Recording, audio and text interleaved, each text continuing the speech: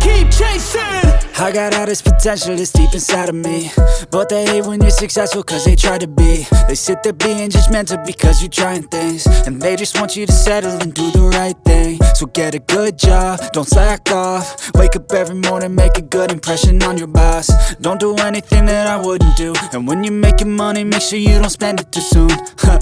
Fuck that, I'll do what I wanna do. I got a different path from everyone, and that includes you. Who are you to tell me how to live life? In these times it feels like nobody is right, yeah. So I'ma figure out what else we succeed, and then invest all of my time into that and proceed.